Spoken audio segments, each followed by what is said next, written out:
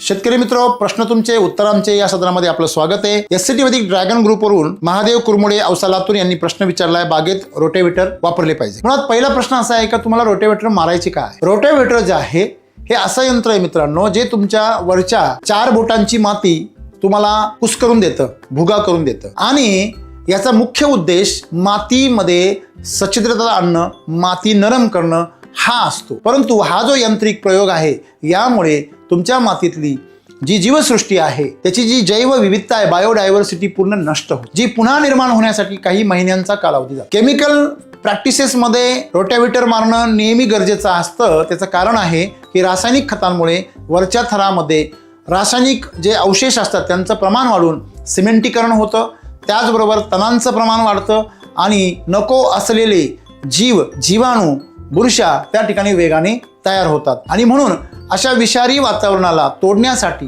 त्या ठिकाणी रोटेवेटर या प्रक्रिया कराव्या लागतात। एससीटी वैदिक ही नैसर्गिक शेती आहे, त्यामुळे याच्यामध्ये हे काम आपल्यासाठी गांडूळं, जीवाणू, मित्र बुरशा, मायक्रोरायझा ह्या आपल्यासाठी करत असतात।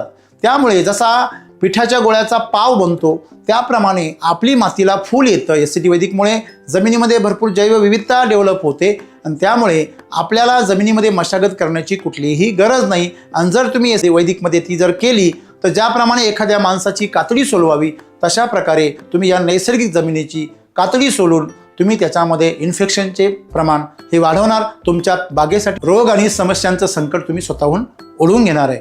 त्यामुळे रोटेवेटरची कुठलीही गरज एससीटी वैदिकच्या प्रॅक्टिसमध्ये नाही। धन्यवाद।